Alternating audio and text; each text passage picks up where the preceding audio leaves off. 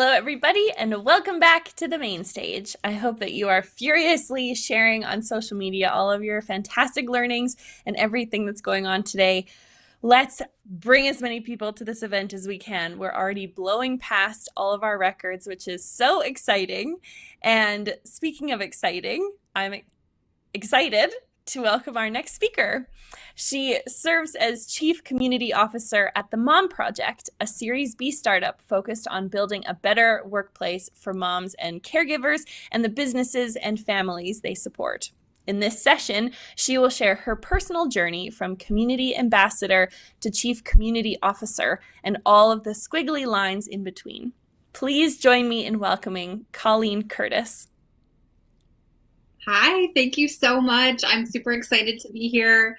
Like Beth mentioned, this is really my personal story. As questions come up, please put them in the Q&A feature. I would love to be able to take questions at the end. Everyone's journey is so interesting in its own way, and so hopefully I can offer a little bit of insight into what my career and community has, how it's unfolded up to this point. So I am going to get started with my slides here. So this is me in 2008. I was freshly hired at Yelp as a community manager. I had started there really as a very engaged and active user of the Yelp site. It seems to me now that it was very fortuitous. I myself at a very boring office job at the age of 25 and had a lot of time on my hands and liked to write and ended up on Yelp and really just loved the community. I really loved it as a user, and I was lucky enough to be hired on as an early employee and remote in Chicago as a community manager. And so this is the Colleens, and as I was known for 10 years at Yelp by this name. And then 12 years ago, it was really a new frontier. Community managers, community itself was not really a career track. You couldn't really study it. There was really no track that was laid. And so I felt really fortunate to be sort of on the front edge of community as a career. But I will say, I'm sitting here 12 years later, different company, different role, different responsibilities. And it seems like a blink of an eye, but I think one of the things I've learned is that the days can be long in community, but the years are short. And so nothing about this has been linear or straightforward. So I don't regret a single step as to what has gotten me to where I am today. So whether you're new to a career in community, thinking about your next move, or a seasoned vet trying to kind of break through to the next level, I hope some of this personal story and some of these quick tips and things I've picked up along the way navigating, different companies and cultures and communities can provide some insight into making community your long-term career strategy. So we will have time for Q&A at the end. So I just want to make sure if you do have a question on anything, please just drop it in the chat. So my wish, if we think of nothing else here, is that whatever level you are at in community, not only does the community really need you, but your company really needs you. So your company really needs you to be invested in being the voice for the users and really building communities that matter, because those people are the lifeblood of the community, and the platforms and the services that we build to allow them to serve each other are really meaningful. So you're not only needed by the community, but really by the company. And that's where I think we can start to think about the career trajectory of a community professional. And so let's go back here. And so what I have learned over time is these community skills really transfer to leadership skills. And so the innate qualities you possess as a community professional really do lend themselves to a career in community and to a leadership community level leadership, and then also potentially to the C-suite. Because what makes us really great connectors, empathizers, listening to our users, really understanding what grows and gets people excited to do things for each other as part of that community, really does serve also, these leadership qualities that will be required to take the next step. And so as you start to think about, and for me, it was really around like, how do I make sure that I'm leading the community, but I'm also leading within my own company, and I'm really identifying where I can drive the most value as a leader, while giving voice to that community. And so there's this very infamous Google study about what makes great managers. And when I read that, every single tenet of what makes a great manager, according to all of this data at Google, are directly related to also what makes a great community manager or community leader. Good coach empowers your team and doesn't micromanage, creates an inclusive team environment. Great communicators, listens, shares information, supports development, discusses how things are going, clear vision and strategy, key technical skills, collaborates across an organization, and a strong decision maker. And so as you start to think about your career and community, this is where I was able to really take a step forward in my career as I started to level up with regards to how I was able to impact the organization, how I was able to become more strategic about how we grew out a community function at Yelp, building new track that we didn't quite have yet in terms of the leadership and management with regards to the community function. And so as you start to think about your team and the current team you work with, and I know this varies from folks working on very small startup community teams all the way up to Fortune 500 huge community. I mean, we've got a big span of what community means now out in the market.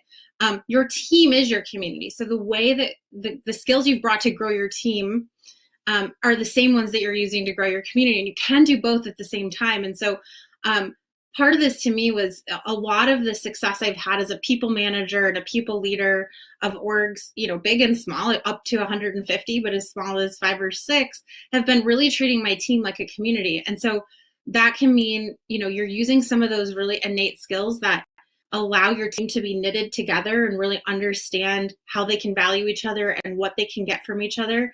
That's the job of a community manager. And that is also a job of a leader at a company. And so as you think through, sort of what that looks like and how you can really build your team, you ultimately can impact really the organization about how you're leading your own team, and then hopefully, more responsibility and greater teams than that. Okay, so here is, I will say, I myself have come through, you have to know where your gaps are. And so for me, it's really around, I had spent 10 years at Yelp, incredible experience, like a total unicorn golden roller coaster ride, IPO, tons of growth, moved abroad, scaled an international team, had all this opportunity. But when I ended that 10-year stint, while I had really great experience in internationalization and integrations and localization and a lot of scaling a playbook, really understanding kind of pitfalls of going abroad, where I was missing was a little bit, and I joined in 2008 and I came out in 2016, and a lot had developed in terms of marketing technology and kind of the thesis around how marketing teams were formed and built. And so you really have to understand where your gaps are. It might be strategy and analytics. It might be your ability to tell a story, like whatever you think where your gaps are, it's the time to fill it, right? So you won't be able to hit the next level if you're not self-aware enough to know what you don't know. And that's just, I think, also a people leader. And so really getting clear on what you're going to need skill-wise to get to the next step, and then making yourself do it, really investing in it. I will say at Yelp, I was terrified of public speaking, even internally. And I ended up just doing it over and over and over again, to the point where I barely think about it now. Like, I enjoy the opportunities. I really relish in being able to speak with my team and my company, and really being a voice for the community. And so you just really have to do those things, because as you elevate through the levels of community or through your career, filling those gaps is going to be really important. The next one is going to be raise your hand, even if you are not totally ready for it. And so one of my early career instances at Yelp was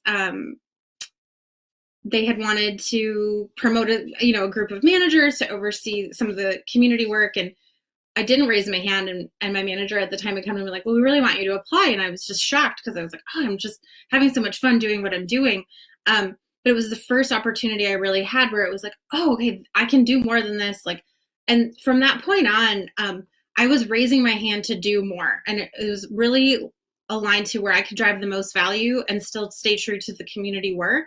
But being able to raise your hand when opportunities are presented, and then also really understand where you can drive the most value. So I tend to be able to, I got very good at recruiting, and at Yelp, as we recruited all of our own community members, and it's something I still add value in terms of the organization I'm building now is we're hiring tons of people. I have a really good system for recruiting and kind of delivering really top talent outside of the talent acquisition function. And so really understanding where you can drive the best outcomes for the business that do relate to community will allow you to create more visibility and transparency to the work you're doing, and then also be recognized for being someone who's ready to step into a challenge. I think this next one, I think can be really difficult. And part of it's about raising your hand and doing the work.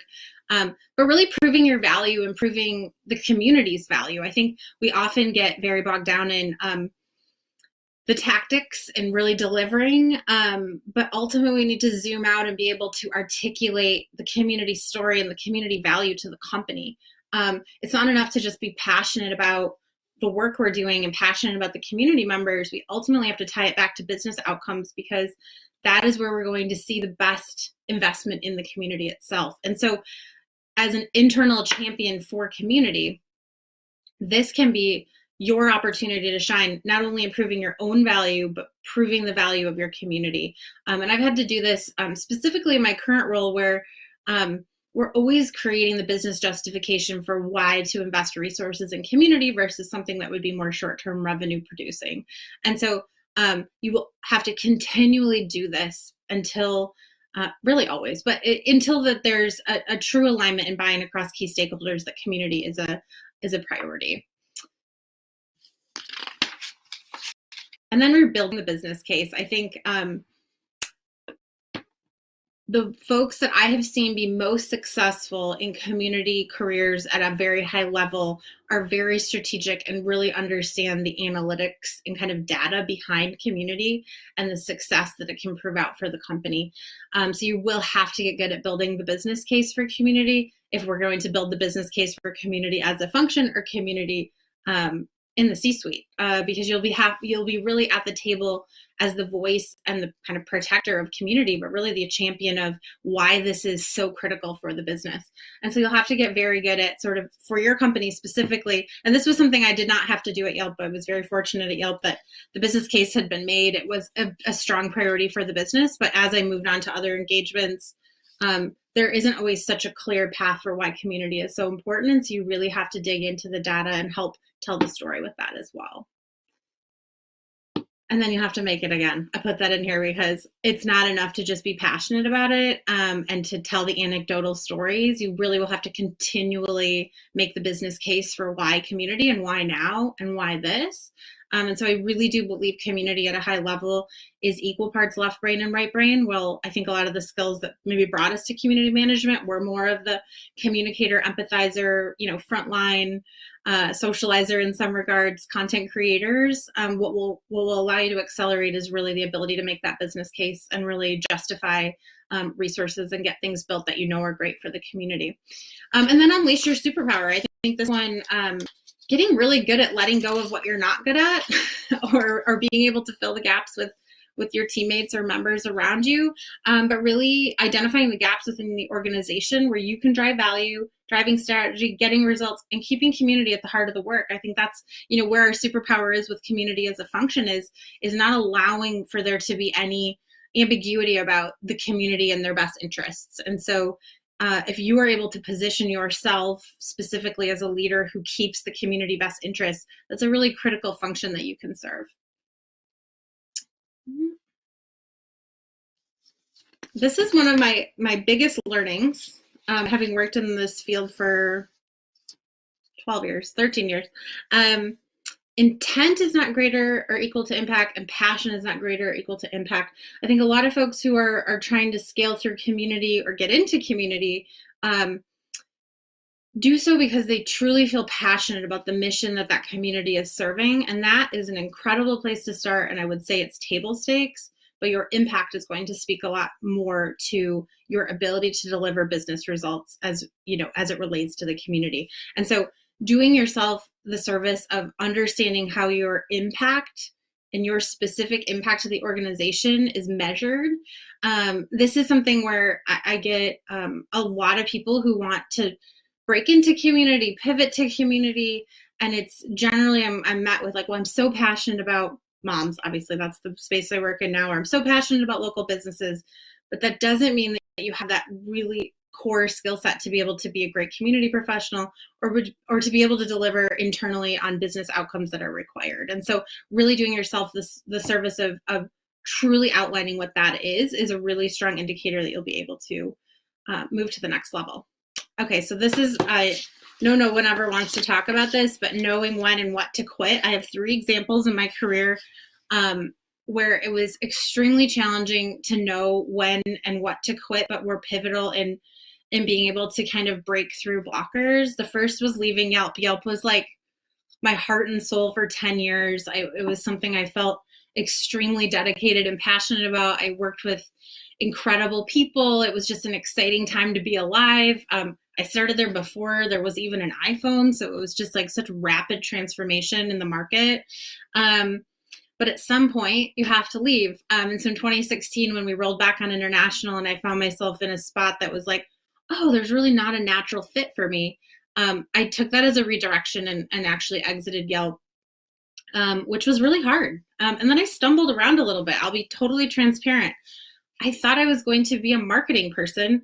And I quickly found out after a 6-month engagement with a property tech startup, I don't actually want to do that kind of work. It's not what I'm super skilled at, even though I have some adjacent skills that are helpful in that.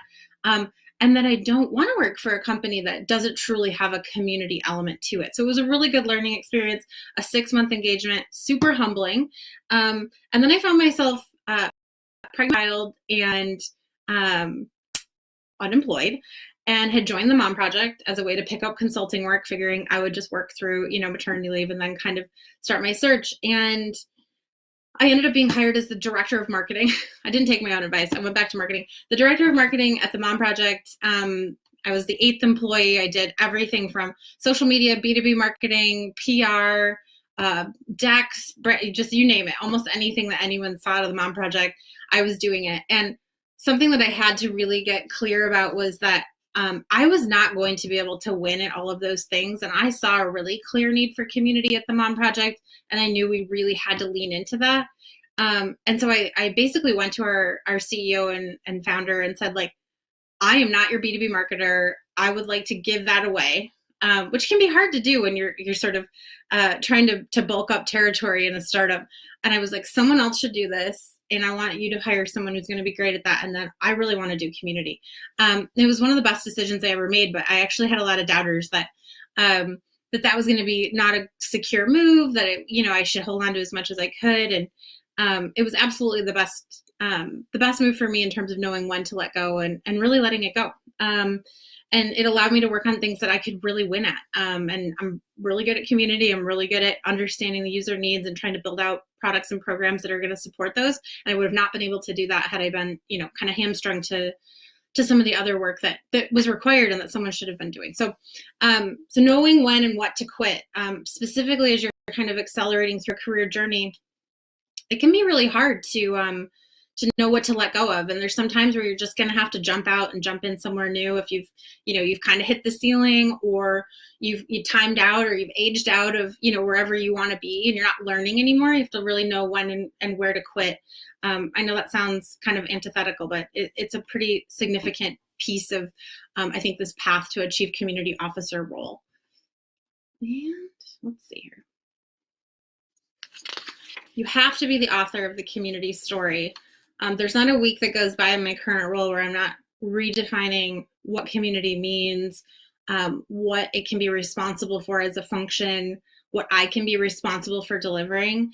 But the community story is the heart and soul of a company that really cares about communities. If you found yourself at a place where you really get to author this story, take that very seriously. This is something that is just so critical to not only your career, but to the company and its ability to serve the users that it ultimately is trying to serve. And so the opportunity to be that author is not something anyone's going to press you for, but it is something that you can own and really feel is part of your story as well.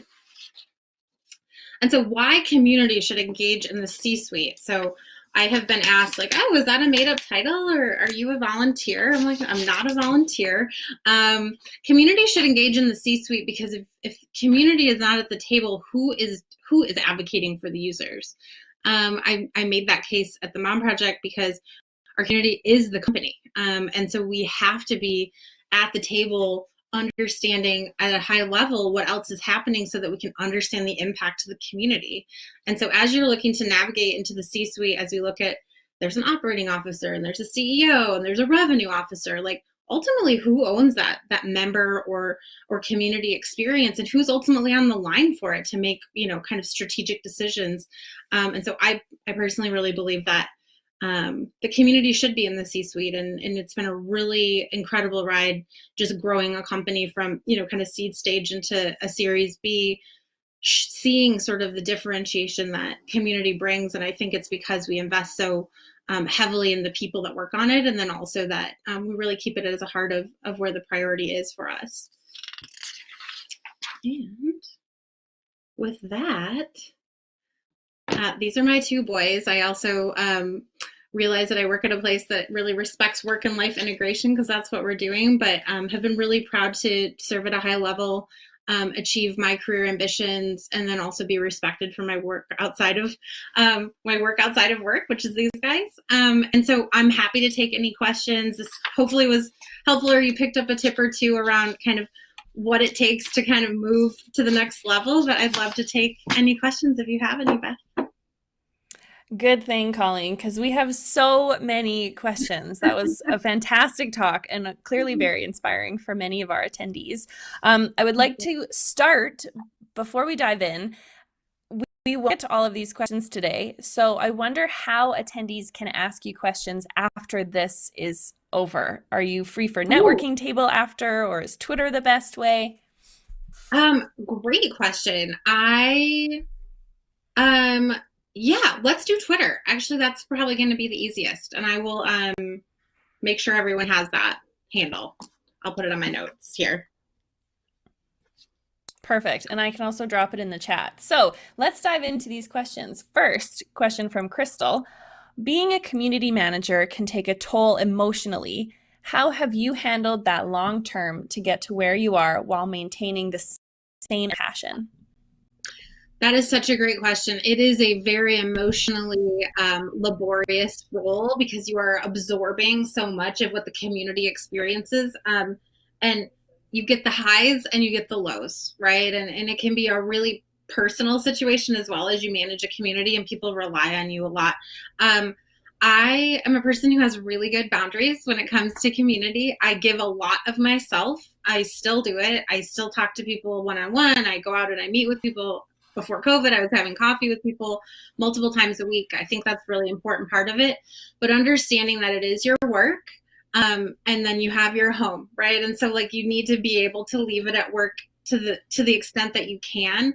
I think drawing your own boundaries in terms of what you will allow to impact you. I also recommend services like Talkspace or BetterUp. I think community professionals tend to be highly engaged, high EQ, and there is some real power in being able to talk through with an unbiased, not part of your company, not part of your community.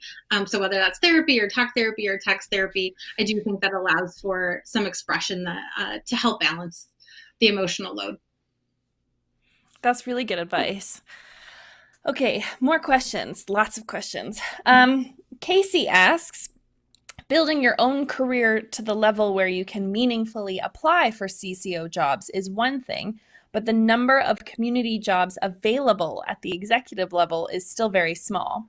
How do you find these roles, or failing that, how do you sell a company on creating such a role? Yes, well, so for my own experience, I actually entered a very early stage startup as a director of marketing. I think the path to CCO is not quite as linear as COO, or it's not like, okay, get an MBA, then you're a director of operations, then you become a COO.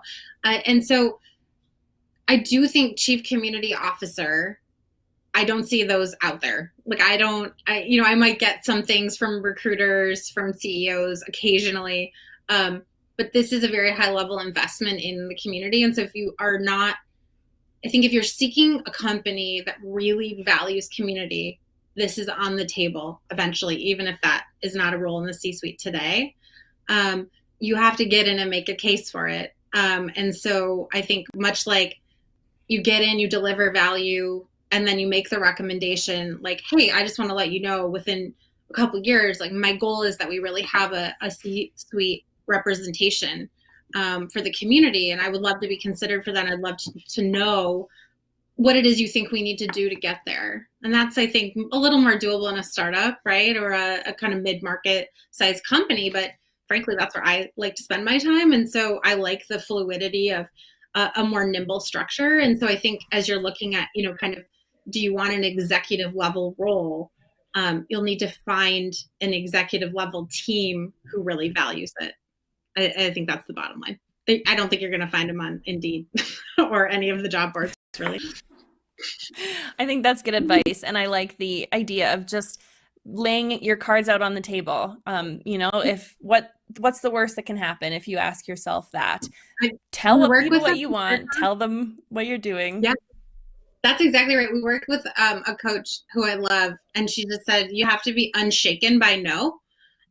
You just have to be able to ask and ask again and really be comfortable in being like, no, or not yet, or, okay. It's like, okay, but I'm going to keep asking because it is the right thing. And you just, you don't take no personally. Awesome. Wonderful advice, Colleen. Truly, we could just sit here for another hour going through some of these questions. So yes, everybody blow up Colleen's Twitter after this. She'll make sure she answers your questions. Yeah, I might just jump into the networking table. That might just be easier. Cool. That would be amazing. Did you hear that, folks? You can have a chance to chat with Colleen there. I'll do it right now. Awesome. Perfect. Well, thank you so much again. It was such a pleasure to hear from you. And yes, go check out Colleen in the networking tables. I think that's such a fantastic opportunity.